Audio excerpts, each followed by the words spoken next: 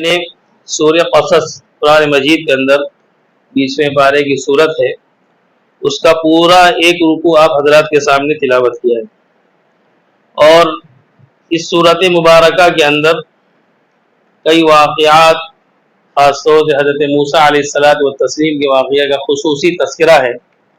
اور جو رکوع میں نے پڑھا ہے، اس رکوع کے اندر حضرت موسیٰ اور ان کے ساتھ میں اس زمانے کا ایک بڑا سرکش اور بڑا مالدار دولت مند، جس کی نظیر دنیا کی تاریخ میں کم ملتی ہے، یا شاید نہ ہو، اتنا مال اللہ نے کسی اور کو دیا ہو، قارون، جو فرعون کا خاص یعنی اس کا پالا پوسا تھا، یہ قبطی نہیں تھا، یعنی فرعون کی جو نسل تھی اس نسل سے نہیں تھا، بلکہ یہ اسرائیلی تھا، یعنی حضرت یعقوب یعنی بنی اسرائیل حضرت موسیٰ علیہ الصلوۃ والتسلیم کے خاندان سے اس کا تعلق تھا، بلکہ حضرت موسیٰ علیہ الصلوۃ والتسلیم کے خاندانی نہیں، بلکہ آپ کے سگے چچا کا لڑکا تھا، اور یہ بڑا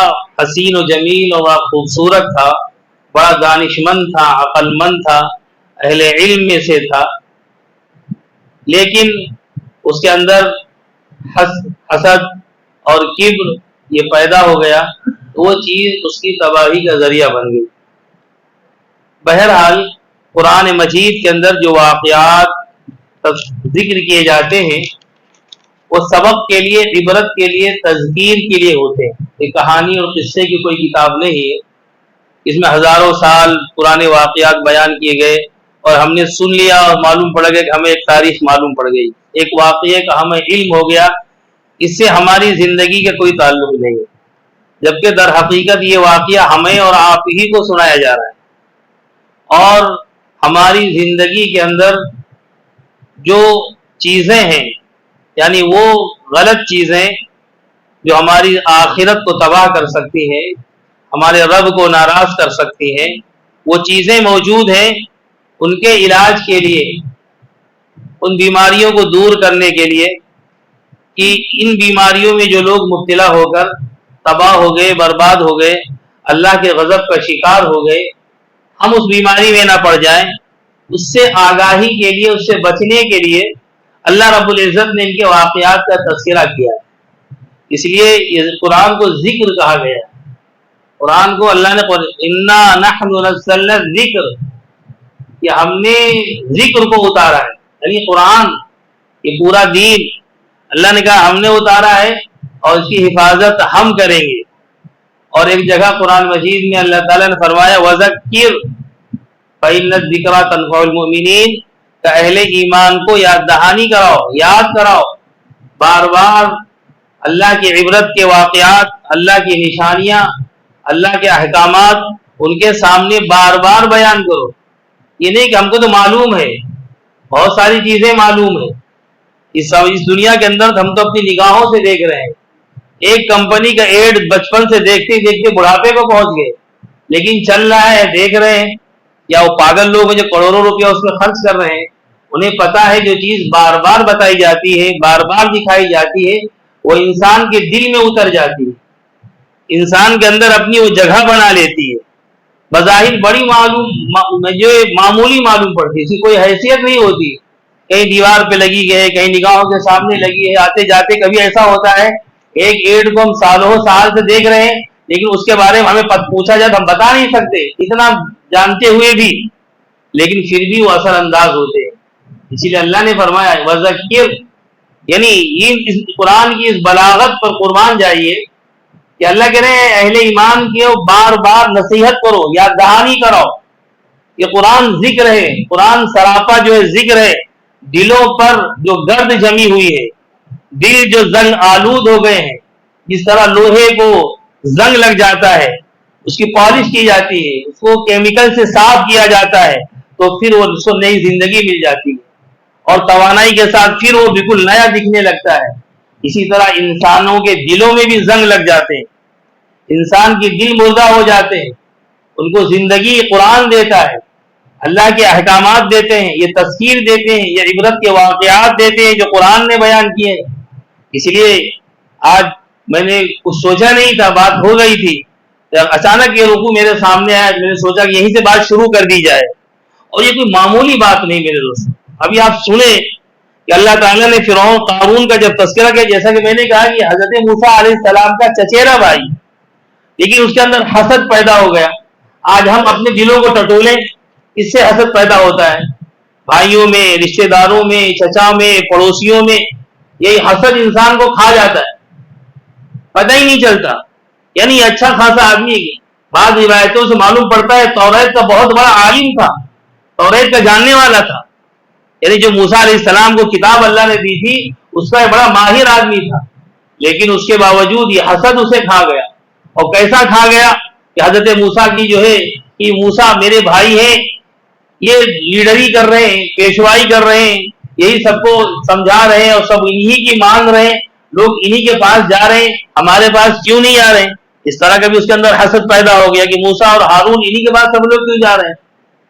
اور اس حسد کے اندر جو ایسا بڑھا، اس نے اپنی ایک الگ پارٹی بنا لی، اپنے قوم کے کچھ لوگوں کو جمع کیا، چونکہ مال اس کے پاس تھا۔ آج ہمارے یہاں انسان اگر کسی کے پاس مسل پاور ہے اور اس کے پاس مال ہے تو دنیا کو اکٹھا کر لیتا ہے، جمع کر لیتا، بھیڑ اس کے پاس پہنچ جاتی ہے، مال دیکھتا ہے وہ کیسا ہے کیسا نہیں ہے، لیکن مال کے ساتھ، طاقت کے ساتھ لوگ اس کا ساتھ دینے لگتے ہیں۔ اسی طرح کچھ لوگ جو تھے جو حضرت موسیٰ کے ساتھ تھے، لیکن فرعون چونکہ اس کے پاس بڑی طاقت تھی، بڑی قوت تھی، اور اس کے پاس بڑا مال تھا، اور مال کیسے آیا؟ یہ فرعون کے زمانے میں فرعون نے اس کو اپنے لیے موسیٰ علیہ السلام کے خلاف، بنی اسرائیل کے خلاف اس کو استعمال کیا، جیسے آج ہمارے یہاں ہو رہا ہے کہ بہت سارے لوگ ایسے مل جائیں گے جو حکومت کے ناک کے بال بنے ہوئے ہیں، کوئی بھی حکومت آتی ہے اس کے ہاں میں ہاں ملانے والے بن جاتے ہیں، اس کی باتوں کی تعویل کرنے والے بن جاتے ہیں، جس کے نتیجے میں انہیں مال بھی ملتا ہے، انہیں عہدہ بھی ملتا ہے، نام مسلمانوں کا، نام ایمان والوں کا، لیکن وہ اپنے ضمیر کو بیچ چکے ہوتے ہیں، اپنے ضمیر کا سودا کر چکے ہوتے ہیں، لیکن انہیں معلوم ہونا چاہیے یہ مال، یہ دولت، یہ عزت، یہ انہیں کسی کام میں نہیں آتی، یہ تباہی کا پیش خیمہ ہوتی ہے، یہ تباہی اور بربادی کا پیش خیمہ یہ مال ہوتا ہے۔ اس مال کو انسان کہتا ہے یہ اللہ کی بڑی نعمت ہے، حرام بنایا، ھذا من فضل ربی، قرآن کی آیت لکھ دیتا ہے، اس میں صدقات کرتا ہے، خیرات کرتا ہے، اس حرام مال سے اللہ کے یہاں اس کی کوئی حیثیت نہیں، اس کی کوئی قیمت نہیں، بلکہ وہ اس کے لیے وبال جان بن جاتا ہے۔ تو اللہ نے فرمایا ان قارون من قوم موسیٰ فبغى علیہم، کہ بے شک قارون موسیٰ کے قوم سے تھا، بنی اسرائیل سے تھا، قبطی نہیں تھا، فبغى علیہم، پس اس نے ان کے خلاف بغاوت کر دی۔ بغا اعلیٰ کے عربی میں ایک معنی حسد کرنے کی بھی آتے اور حد سے زیادہ تجاوز کرنے کی بھی آتے، ظلم کرنے کی بھی آتے، یہ ظلم بھی بنی اسرائیل پہ کرتا تھا۔ وَآتَيْنَاهُ مِنَ الْكُنُوزِ، کنز کی جمع کنوز آتی ہے، خزانہ جسے کہتے ہیں۔ اللہ نے فرمایا کہ ہم نے اسے بہت خزانے دیے تھے، کنوز ایک نہیں، ہزار خزانے ہم نے اسے دیے تھے۔ اور فرمایا ان مفاتحہ لتنوء بالعصبۃ اولی القوہ، یعنی اس کے خزانے کی جو چابیاں ہوتی تھی اس زمانے میں، جو رواج رہا ہو، اور آج بھی جو اہل ثروت ہیں، مالدار ہیں، ان کے مال کو سنبھالنے کے لیے پورا ایک آفس ہوتا ہے، ایک عملہ ہوتا ہے، منشی ہوتے ہیں، اور اس کے پاس اکاؤنٹنٹ ہوتے ہیں، ایک پوری ایک فوج ہوتی ہے ان کے امپائر کو سنبھالنے کے لیے، ان کے مال کو، ان کی دولت کو، ان کے آمد و رفت خرچ کو، نہ جانے کتنے اس کے شعبے ہوتے ہیں، آج بھی ہے۔ تو اللہ نے اس زمانے میں جو ہم نے اس کو مال دیا تھا، وہ زمانہ کمپیوٹر کا تو نہیں تھا کہ اس میں جمع کر لیا جاتا اس کے پورے حسابات کو، بلکہ جو خزانے اس کے تھے، خزانے بڑے بڑے گوڈاؤنوں میں رکھے جاتے تھے، مکانات میں رکھے جاتے تھے، گھروں میں رکھے جاتے تھے، ان گھروں میں، ان گوڈاؤن میں تالے لگائے جاتے تھے، ان تالوں کی چابیاں اگر جمع کر کے ایک جماعت کو، ایسی طاقتور جماعت جو خود بوجھ اٹھا سکتی ہو، وہ بھی اس کو اٹھانے سے قاصر ہو جاتی تھی، نہیں اٹھا سکتی تھی، اتنی خزانے کی چابیاں اس کو اللہ نے عطا کی تھی، اتنا خزانہ اسے دیا تھا۔ لَتَنُوءُ بِالْعُصْبَةِ أُولِي الْقُوَّةِ، عصبہ جماعت کو کہتے ہیں، طاقتور جماعت۔ اور پھر اِذْ قَالَ لَهُ قَوْمُهُ لَا تَفْرَحْ إِنَّ اللَّهَ لَا يُحِبُّ الْفَرِحِينَ، قوم کے لوگوں نے، بنی اسرائیل نے اسے کہا کہ اللہ نے جی تجھے مال دیا ہے، جو دولت دی ہے، ثروت دی ہے، اس پر تم اتراؤ نہیں، اس پر تم اتراؤ نہیں، کیونکہ آج مال آتا ہے تو آدمی کی چال بدل جاتی ہے، زبان بدل جاتی ہے، اس کے احوال بدل جاتے ہیں۔ ابھی تک کچھ نہیں تھا تو وہ اس کی عجیب کیفیت تھی، سب سے ملتا تھا، سب کے پاس بیٹھتا تھا، سب سے سلام دعا تھی، اور آج اللہ نے اسے کہیں سے مال دے دیا ہے، چال بدل گئی، سوسائٹی بدل گئی، لوگوں سے ملنے کا انداز بدل گیا، اور نہ جانے کیسی کیسی عادتیں سب دنیا ہم دیکھ رہے ہیں۔ ہر ایک کا اس کو تجربہ ہے، کہنے کی بات نہیں ہے، یہ کوئی نئی بات نہیں ہے، جو یہ بیماری ہے بہت پرانی بڑی بیماری ہے۔ یہ قارون کے زمانے میں بھی تھا، قارون موسیٰ علیہ السلام کے زمانے میں بھی تھا، تو قوم کے لوگوں نے کہا اتراؤ مت، اللہ کو اترانے والے پسند نہیں، اللہ کو یہ لوگ پسند نہیں آتے ہیں، اللہ اس بات کو پسند نہیں کرتا کہ اللہ نے تمہیں دولت دی، اللہ نے تمہیں کوئی صلاحیت دی، اللہ نے تمہیں کوئی قوت دی، اللہ نے تمہارے اندر کوئی خاص چیز رکھ دی، تو یہ مت سمجھو کہ میرے پاس ہے ان کے پاس نہیں۔ اللہ نے کسی کو طاقت دے دی، بہت اچھا باڈی بلڈر ہے، اب اپنی مسل دیکھتا رہتا ہے، دوسروں کو حقیر سمجھتا ہے، کسی کو اللہ نے دولت دے دی اس دولت پہ وہ نازا ہیں، کسی کو علم دے دیا وہ اپنے علم پر نازا ہیں، تو فرمائے تمام چیزیں جو ہے انسان کو ہلاکت بربادی کا ذریعہ بن جاتی ہیں۔ لا تفرح ان اللہ لا يحب الفریحین وابتغ فیما آتاک اللہ الدار الآخرہ، اور اللہ نے جو تمہیں کچھ عطا کیا ہے اس سے آخرت طلب کرو۔ آخرت یہ دنیا چند سیکنڈ کی ہے، چند لمحوں کی ہے، آخرت کے مقابلے میں دنیا کی جو اللہ نے ہمیں عمر دی ہے 60 70 سال 100 سال، یہ منٹوں میں آپ اس کو گن سکتے ہیں۔ آخرت کے بارے میں فرمایا کہ آخرت کا ایک دن 50,000 سال کے برابر ہوگا، 50 عاماً، اور ہماری زندگی کیا ہے، کتنی لمحے کی ہوگی، اور آج بھی انسان 60 70 سال کی زندگی گزارنے کے بعد اسے لگتا ہے کہ ابھی کچھ نہیں، ابھی کچھ نہیں، کچھ میرے پاس نہیں ہے۔ تو فرمایا اللہ نے جو تمہیں مال و دولت عطا کیا ہے اس کے ذریعے سے تم آخرت کے طلبگار بنو، آخرت کیسے سنور جائے اور کیسے بن جائے، اور وہاں معاملہ ہمارا اچھا کیسے ہو جائے اس کی فکر کرو۔ وَلَا تَنْسَ نَصِيبَكَ مِنَ الدُّنْيَا، اور دنیا کا بھی تمہارا حصہ اسے بھولو نہیں، اللہ نے جو تمہارے مقدر میں دنیا رکھی ہے اس دنیا کو بھی اختیار کرو، اس دنیا کو بھی تم حاصل کرو۔ ایسے نہیں کہ ہاتھ پہ ہاتھ دھرے بیٹھے رہو کہ اللہ آسمان سے کھلائے گی، نہیں، محنت کرنا ہے، مشقت کرنا ہے، اس کے لیے قربانی دینا ہے، حرام و حلال کی تمیز کرتے ہوئے انسان دنیا کمانے میں جو جدوجہد و محنت کرتا ہے یہ عبادت ہے۔ جس طرح نمازیں پڑھنا اور قرآن کی تلاوت کرنا اور صدقہ خیرات کرنا عبادت ہے، اسی طرح پاک اور حلال رزق کے لیے کوشش کرنا، محنت کرنا یہ بھی عبادت ہے۔ ہم نے اس کو عبادت نہیں سمجھا، اس لیے ہم اس میں گڑ مڑ کر دیتے، حرام کو حلال سے ملا دیتے۔ آپ مسجد میں آئے نماز پڑھنے کے لیے تو آپ کوئی ایسا کام نہیں کریں گے جس سے ہماری نماز برباد ہو جائے، جس سے ہماری نماز خراب ہو جائے۔ یعنی کبھی ایسا ہوتا ہے کہ اگر آدمی کے سامنے کبھی کوئی تصویر والی چیز رکھ دی جائے، آدمی نماز نہیں پڑھتا ہے، ہماری نماز خراب ہو جائے گی، تصویر ہے ہمارے سامنے، یا کوئی مشکوک چیز پڑی رہے، مثال کی تو وہ چیز گیلی ہے، بچہ بیٹھا ہوا تو آدمی شک میں پڑ گیا، پتہ نہیں بچہ پیشاب کر کے تو نہیں چلا گیا، تو آدمی وہ جگہ چھوڑ کر ہٹ جائے گا، نماز وہاں نہیں پڑھے گا، شک میں پڑ گیا۔ تو یہ کیوں کرتا ہے؟ اس لیے کہ وہ اپنی عبادت کو خراب کر دینا نہیں چاہتا ہے، اپنی عبادت کو برباد کر دینا نہیں چاہتا ہے۔ لیکن یہ انسان جب دکان پہ بیٹھتا ہے، اپنے آفس میں بیٹھتا ہے، تو وہ حلال رزق جو اس کے پاس ہوتا ہے اس میں حرام کو کیوں شامل کر دیتا ہے؟ وہ حلال کو حرام ملا کر پورے مال کو برباد کر دیتا ہے۔ جس طرح آدمی کے پاس صاف ستھرا پاک پانی ہو، 2-4 ہزار لیٹر پانی ہو، اور اس میں 2-4 قطرے شراب کے ڈال دے، 2-4 قطرے پیشاب کے ڈال دے، 2-4 کوئی نجاست کے ڈال دے، پورا پانی برباد ہو جائے گا۔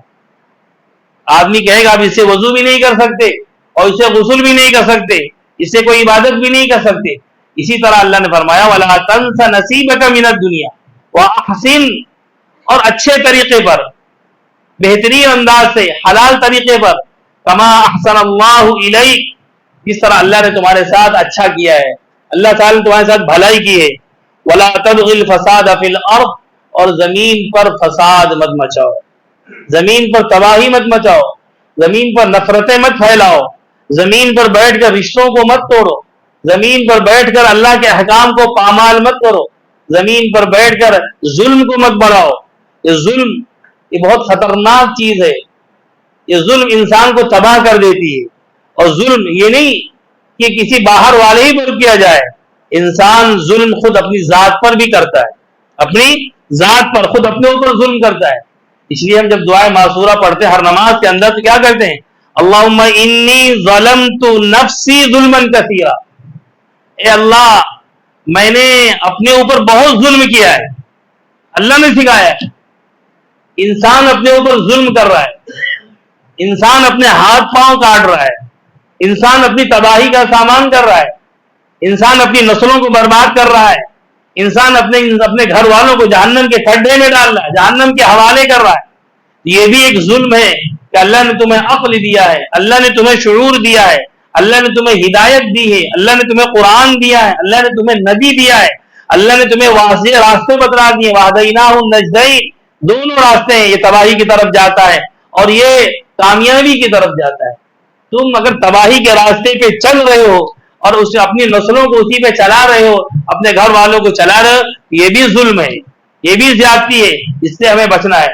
اور پھر حقوق پامال کر کے، اگر باپ ہے تو باپ کے حق ادا کیے جائیں. آج ہمارے یہاں والدین کو حقوق کے ساتھ ایسی زیادتی کی جا رہی ہے اللہ کی پناہ.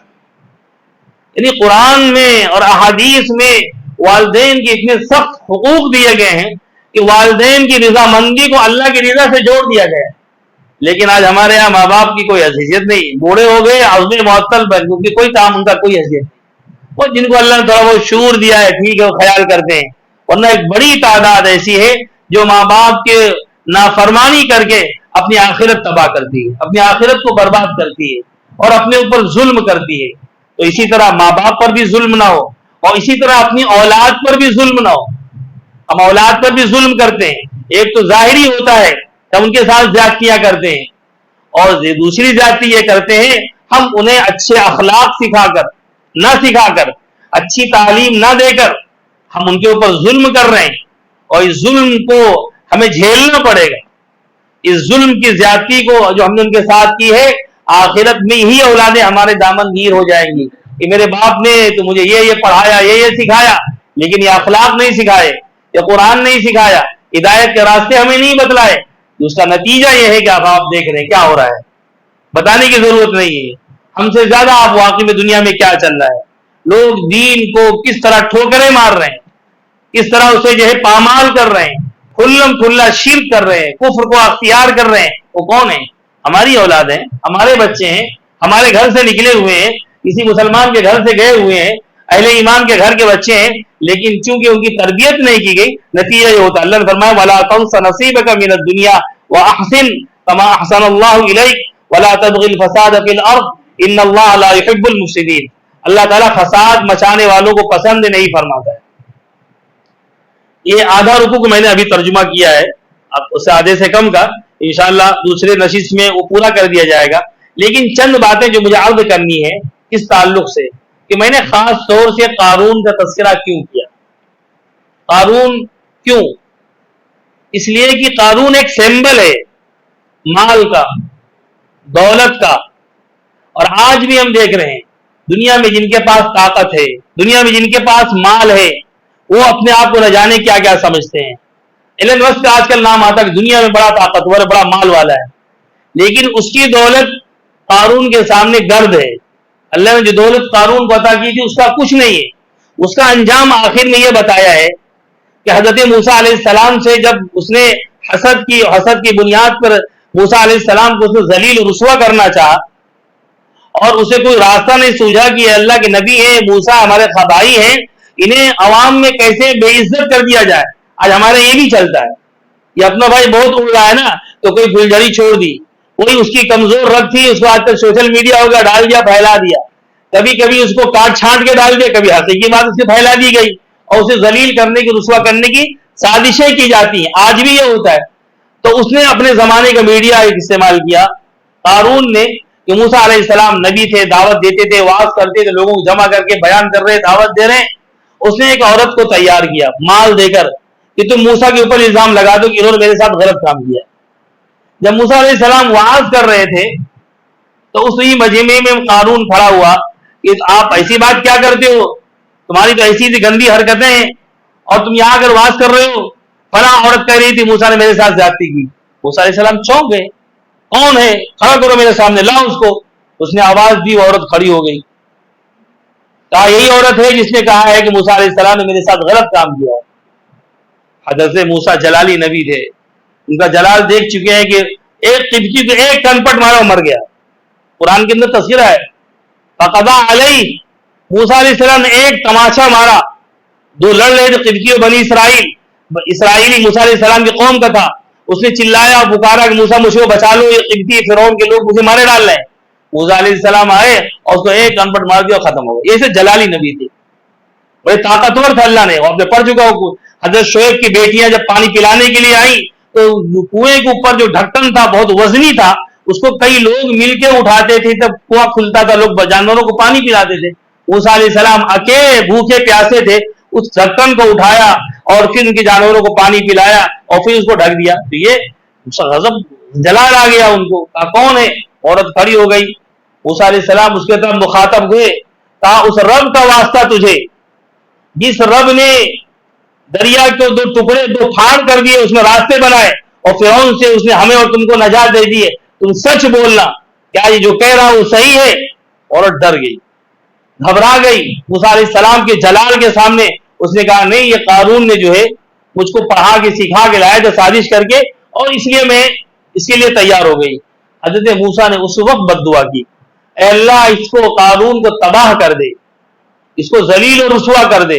ان کا دعا کرنا تھا کہ زمین پھٹی اور قارون نیچے دھس گیا, اور اس کے ساتھ کچھ لوگ تھے, روایتوں میں 250 بتائے گئے, لیکن اس وقت 2 لوگ تھے.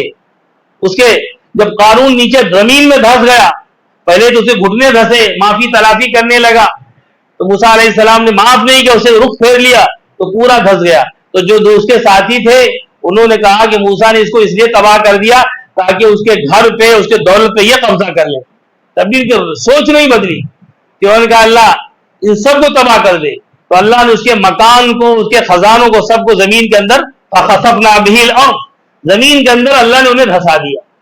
تو اللہ کے یہاں دیر ہے اندھیر نہیں ہے, اللہ کو مٹانے میں سیکنڈوں لگتے ہیں. ابھی تازی مثال آپ نے دیکھی ہے لاس اینجلس میں کیا ہو رہا ہے, ابھی تک شاید بجلی میرے خیال سے آ کتنا ڈیولپ ملک جو اپنے آپ کو سپر پاور کہتا ہے, اور اس کے پاگل جو صدر بننے والا ہے, شاید کل اس کی حلف برداری ہو جائے, اس نے ایک جملہ کہا تھا کہ 20 تاریخ کے بعد میں مڈل ایسٹ کو جہنم بنا دوں گا. یہ فرعونی لب و لہجہ اس کا تھا کہ مڈل ایسٹ, خاص طور سے اس کا اشارہ فلسطین کی طرف تھا, کہ میں اسے تباہ کر دوں گا اور اسے جہنم کی آگ بنا دوں, جہنم بنا دوں گا. یا شاید 2-4 گھنٹے میں نہیں گزرے ہوں گے کہ وہاں آگ لگی. اللہ ہی جانتا ہے کتنے بڑے لوگ, مالدار لوگ جو کروڑوں اربوں کے مالک تھے, روڈ پر مکانات جل گئے, ان کا سرمایہ جل گیا, کچھ نہیں بچا. یعنی ایک طرف تو غزہ اور فلسطینیوں کے ٹینٹ جہاں کے اندر بیچارے پریشان حال لوگ اپنے بچوں کے ساتھ, چھوٹوں کے ساتھ پڑے ہوئے ہیں, اور ایک طرف آپ دیکھ لیں لاس اینجلس میں ٹینٹوں کے ایک شہر آباد ہو گئے, کہیں نہیں کوئی ٹھکانا ان کو. یہ اللہ کا نظام ہے. جو کل دولتیں تھیں جن کے پاس کوئی ٹھکانے نہیں تھے, اس میں اللہ کے بڑے بڑے دشمن بھی ہوں گے, وہ اللہ کا نظام ہے, اللہ ہی جانتا کون کیسا ہے. لیکن اللہ کو مٹانے میں غزہ میں تو 15 مہینے انہیں لگے یہاں تک پہنچانے میں, اور اللہ کو 15 منٹ بھی شاید نہ لگے وہ تباہی و بربادی کرنے میں. یہ دنیا میں قارون جب بھی سر اٹھائیں گے, اللہ کسی نہ کسی کو موسیٰ کی شکل میں پیدا کریں گے ان کی تباہی کا.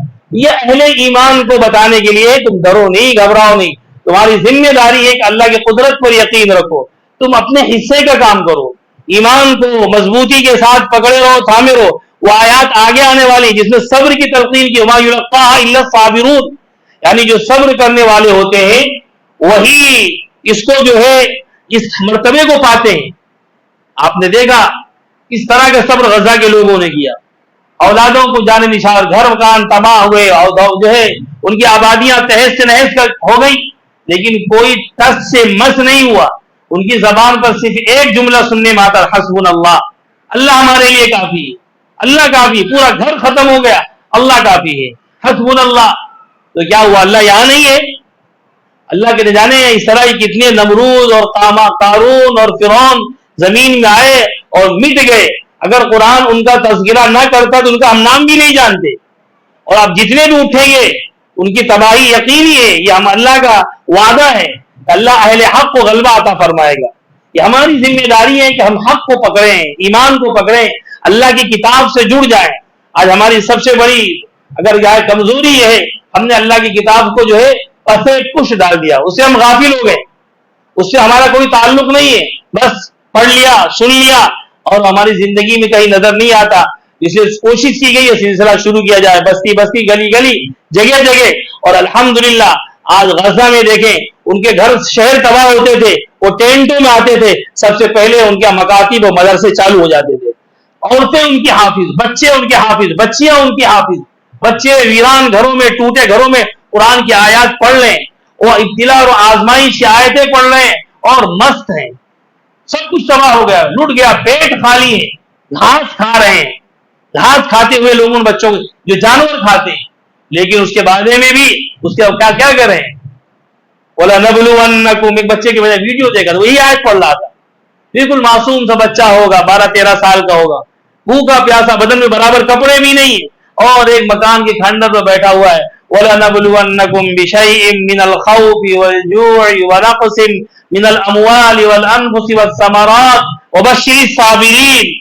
یا اللہ فرما رہے ہیں ہم تم کو ضرور آزمائیں گے، تمہارا مال لے کر، تمہاری دولت لے کر، تمہیں خوف میں مبتلا کر کے، ڈر میں مبتلا کر کے. لیکن سن لو، بشارت سنا دو، جو لوگ جمے رہیں گے، جو لوگ ڈٹے رہیں گے، جان و مال کی قربانی سے گریز نہیں کریں گے، اللہ کے احکام پر عامل نہیں. صبر کا مطلب جم جانا ہے، حق کو اختیار کر لینا ہے. حق کو پر جمنے میں چاہے جان جائے، چاہے مال جائے، چاہے دولت جائے، تب بھی ڈٹے رہنا، اس کا نام صبر ہے. صبر کا مطلب نہیں طاقتور مل جائے تو جھک جاؤ اور کمزور مل جائے تو اسے دبا دو. یہ ہمارے یہاں صبر کی ہے. صبر کا مطلب ڈٹ جانا اور جم جانا. تو اللہ نے کیا فرمایا یہاں بھی قارون کے واقعے بھی یہ فرمایا وما یلقاها الا الصابرون، اور یہ چیزیں انہی کو ملتی ہیں، یعنی دین، ایمان، دولت، جو صبر کرنے والے ہوتے ہیں. اس لیے میرے بھائیوں ہمیں صبر کرنا چاہیے اور اللہ کی کتاب پر جمنے کی اور اس پر اپنی زندگی میں برتنے کی نیت اور ارادے کرنے چاہیے. اور جو حالات ہمارے سامنے آتے ہیں ان سے کبھی گھبرانا نہیں ہے. اہل ایمان حالات کو دیکھ کر ڈرتے اور گھبراتے نہیں ہیں. غزوہ احزاب کے تذکرے میں یہ بات ملتی ہے. جب مومنین نے، اہل ایمان نے کفار کے لشکر دیکھے کہ چاروں طرف سے مدینے پہ چڑھ آئے ہیں اور ایسا لگتا ہے کہ مدینے کو تباہ و برباد کر دیں گے اور مدینے کے اینٹ کی اینٹ بجا دیں گے، تو انہوں نے کیا کہا ھذا ما وعدنا اللہ ورسولہ، ارے اسی کے تو اللہ اس کے رسول نے ہم سے وعدہ کیا ہے کہ تمہاری ابتلا ہوگی، تمہاری آزمائش ہوگی، دنیا تم پر ٹوٹ پڑے گی اور دنیا تمہارے جو ہے اینٹ سے اینٹ بجا دینے کی سازش کرے گی. یہ تو اللہ کا وعدہ ہے، یہ تو ہونے والا ہے. تو ایمان پر ہیں تو آزمائش ہوگی، ابتلا ہوگی. جا بجا قرآن میں بھرا پڑا ہوا. آپ قرآن پڑھیں تو ہم تو سمجھتے ہیں کہ ہم مسلمان ہیں تو ہمارے لیے ریڈ کارپیٹ ہے، ہمارا ہر جگہ استقبال ہوگا، اور ہم وہی دعوے کرتے ہیں جو یہودی کرتے ہیں. قرآن میں بتایا یہودی کا نحن ابناء اللہ واحباء، یہودی کیا کہتے تھے؟ ہم اللہ کے بیٹے ہیں، ہم اللہ کے محبوب ہیں، ہمارا کیا ہونے والا، ہم جو چاہے کریں. اور آج مسلمان کے ہم مسلمان ہیں، ہم محمد الرسول اللہ کی امتی ہیں، ہمارے پاس قرآن ہے، چاہے جو کریں، ہمارا کچھ بگڑنے والا نہیں ہے. یہ آپ شیخ چلی کے خواب دیکھ رہے ہیں، آپ غلط ہیں. قرآن پڑھیں. قرآن کہتا ہے افحسبتم انما خلقناکم عبثا وانکم الینا لا ترجعون، کیا تم نے یہ سمجھ رکھا ہے کہ اللہ تعالیٰ نے تمہیں یوں ہی پیدا کر دیا ہے، بیکار پیدا کر دیا ہے اور تمہیں اللہ کے پاس نہیں جانا ہے؟ کہیں دوسری جگہ فرمایا کیا تم یہ سمجھتے ہو کہ تم یوں ہی ہوگے، تمہیں آزمایا نہیں جائے گا، تمہیں جو تکلیفوں میں نہیں ڈالا جائے گا، یہ سب ہونے والا ہے. لہذا ہم ذہنی طور پر اپنے آپ کو تیار رکھیں. حالات چاہے جیسے آئے، اچھے آتے ہیں کہ اللہ کا انعام ہے، اس پر اللہ کا شکر کریں. برے آئے تو اس پہ ڈٹے رہے، اس پر بھی اللہ کا شکر کریں اور دین پر عامل ہوں. دین کا دامن کسی وقت ہم سے نہ چھوٹنے پائے. یہ ہم خود کریں، اسی کی تلقین اپنی اولاد کو کریں، اپنے بچوں کو کریں، گھر میں کریں. آج ہمارے گھروں میں دین کے مذاکرے نہیں ہوتے، دین کی باتیں نہیں ہوتی، اس لیے ہمارے بچے بالکل خالی ہیں، ہمارے عورتیں خالی ہیں، انہیں کچھ پتہ نہیں. اس لیے بہت جلد وہ جو شکار ہو جاتی ہیں، وہ ظالموں کے ہاتھ لگ جاتی ہیں، شیطان کے وسوسوں کو شکار ہو جاتی ہے. اور آج بہت سارے ذرائع ہیں. اس لیے انسان کو بچنا چاہیے اور سادگی اختیار کرنی چاہیے. زندگی میں جتنی سادگی ہو، اللہ نے دولت دی ہے، ہمارے کام کی ہے، ہم اس سے جو فائدہ اٹھائیں، سہولیات اٹھائیں، اس سے کوئی منع نہیں کرتا، اچھا کھائیں، اچھا پہنیں، لیکن اس کی بیجا نمائش نہ ہو۔ دو مثالیں دے کر میں بات ختم کرتا ہوں جو اسی ہفتے میں میرے ساتھ پیش آئیں۔ میں مدرسے کے آفس میں بیٹھا ہوا تھا، مدرسے میں چھٹی ہو گئی تھی، کوئی نہیں تھا، میں تنہا تھا، دو لڑکے آئے بیچارے، مزدور ٹائپ کے لڑکے تھے، اور کہا مولانا صاحب ایک کام کا شرماتے ڈرتے انہوں نے کہا کیا بات بتائیے؟ بولے کہ ایک نکاح پڑھانا ہے۔ کس کا نکاح پڑھانا؟ بھائی جو نکاح پڑھواتا ہے پہلے ایک آدھ دو دن پہلے آتا ہے، تفصیلات دے کے جاتا ہے، لڑکی کا، لڑکے کا، گواہوں کا، مہر کا، پوری تفصیل لے کے جاتا ہے، ہم اس کی ڈیٹیل لے لیتے ہیں، پھر ہم پیپر تیار کرتے ہیں، پھر جا کر نکاح پڑھاتے ہیں۔ اچانک کوئی سیٹنگ والا معاملہ تو نہیں ہے، وہ سب ہم لوگ کام نہیں کرتے ہیں کہ آپ کہیں سٹ کر کے آئے ہو، چلیے مولوی صاحب پڑھا دے ہوئے پھر بعد میں چلے ہم نہیں مولوی صاحب ایسی بات نہیں ہے کہ ہمارے کسی پہچان والے کو اس نے نام لیا کہ فلاں صاحب نے بھیجا ہے اور آپ پڑھا دیں۔ تو اس نے بتایا کہ کچھ رشتہ دار گجرات کے جام نگر سے آئے ہوئے ہیں لڑکی کو دیکھنے کے لیے، اور لڑکی ان کو پسند ہے لیکن بیچارے بہت دور سے آئے ہیں، تو انہوں نے سوچا ہے کہ اب آئے دیکھنے تو ابھی نکاح ہی کر لیں، کہ آپ دیکھ کر جائیں گے، پھر 6 مہینے بعد پھر آئیں گے، پھر خرچہ ہوگا، پریشانی ہوگی، وقت جائے گا، یہی کر لیتے ہیں۔ میں نے کہا بھائی ٹھیک ہے، میں گیا وہاں پر، تفصیلات لی، تم کو اطمینان ہو گیا واقعی یہ صحیح لوگ ہیں اور یہی چاہتے ہیں۔ فوراً اسی مجلس میں لڑکی بھی تھی، لڑکا بھی تھا، گواہ بھی موجود تھے، رشتے دار لڑکے کے باپ بھی نہیں آئے، لڑکے خالو اس کے آئے ہوئے تھے اور لڑکی کے بھی رشتے دار تھے۔ میں نے نکاح پڑھا دیا، ان کا نکاح ہو گیا۔ لڑکی کو دیکھنے کے لیے آئے تھے، رشتہ طے کرنے کے لیے آئے تھے، لڑکا بھی آیا تھا ساتھ میں، ان کا اسی مجلس میں نکاح ہو گیا۔ یہ بھی ایک طریقہ ہے نکاح کرنے کا، اور اس کی بہت ساری مثالیں بھی ہیں، اور خود دور نبی خود رسول پاک صلی اللہ علیہ وسلم نے سفر میں نکاح پڑھوایا اسی طریقے کا۔ آپ نے نکاح کیا اور صحابہ سے کہا جو کچھ تمہارے پاس لے کر آؤ، ایک کپڑا بچھا دیا گیا، کوئی روٹی ڈالا، کسی نے ستو ڈالا، کسی نے کھجور ڈالا، اور کہا اپنی ماں کا جو ہے ولیمہ کھا لو، ہو گیا نکاح، ولیمہ بھی ہو گیا۔ اور اسی کے دوسرے دن ہماری مسجد کے سامنے جب دھماکے ہو رہے ہیں، اتنے دھماکے کہ میرے اوپر ایک وہ گولا آ کے گرا، بچ گیا، اللہ نے بچا لیا کہ اور میں جل جاتا۔ دکانوں کے اندر آگ جا رہی ہے، اللہ نے کرے کہیں آگ لگ جائے۔ جب اللہ نے دولت دی ہے تو پانی کی طرح وہ آگ میں جلانے کے لیے دی ہے۔ اگر ایک غریب آئے تو 100-200 نہیں نکلتے ہیں، اور نکاح کے نام پر، سنت کے نام پر، کارڈ میں سب سے پہلے لکھا جاتا ہے نکاح من سنتی، سنت تو عبادت ہے، تو نبی کے طریقہ کہا ہے۔ تو یہ چھوٹی چھوٹی بدائل نہیں، یہ بہت بڑی بیماریاں ہمارے سماج میں آ گئی ہیں، تو ہمیں اپنی سوچ کو بدلنا چاہیے، اپنے رویے کو بدلنا چاہیے۔ حالات کیا ہے اور ہم کیا کر رہے ہیں، لوگوں کو سمجھ میں، لوگ آ رہے تھے، ایک بارات جا رہی تھی، پورا ٹریفک جام ہے، لائٹیں لیے اور چھتریاں لیے، اور نہ جانے، ظاہر سی بات ہے مسلم علاقہ میں کسی مسلمانی کی بارات نہیں ہوگی جہاں تک کوئی غیر کی نہیں ہو سکتی۔ تو یہ ہمارے حال ہے کہ میرے دوستوں یہ کہاں سے ہم کہاں جا رہے ہیں۔ تو یہ قارون کا اللہ جو بار بار تذکرہ قرآن میں جا بجا آیا ہے، وہ کیوں آیا ہے کہ اللہ کو یہ صفات، یہ خصوصیات جو قارونی ہوتی ہیں اللہ کو بالکل پسند نہیں ہے۔ اس لیے ہمیں بھی جو ہے اس سے احتیاط برتنی چاہیے اور اپنے مزاج کو قرآنی مزاج میں ڈالنا چاہیے۔ ہم یہ نہیں کہ ہمارے یہاں یہ ہوتا ہے، ہمارے سماج میں یہ ہوتا ہے، اس کی کوئی حیثیت نہیں، اللہ کے آپ جواب نہیں دے پائیں گے۔ ایک طرف قوم بھوکے مر رہی ہے اور بچیاں ارتداد کا شکار ہو رہے ہیں، کیوں ہو رہے ہیں؟ بھوک کی وجہ سے، انہیں صحیح تعلیم نہ ملنے کی وجہ سے، ان کی پریشانیاں دور نہیں ہونے کی وجہ سے ارتداد پھیل رہا ہے، اور ایک طرف ایسی دولت کی ریل پہل ایسی ہے کہ لٹایا جا رہا ہے، پھینکا جا رہا ہے، تو اللہ کے ہم بچ نہیں پائیں گے۔ لہذا قرآن یہ کہتا ہے کہ اپنی زندگی کو وَلَا تَنْسَ نَصِيبَكَ مِنَ الدُّنْيَا، اللہ نے دنیا میں تمہارا حصہ رکھا ہے، اس کو حاصل کر لو اور بہتر طریقے پر حاصل کرو، اس سے منع نہیں ہے۔ اللہ ہمیں بھی اور آپ کو بھی نیک عمل کی توفیق عطا فرمائے۔ وآخر دعوانا ان الحمد للہ رب العالمین۔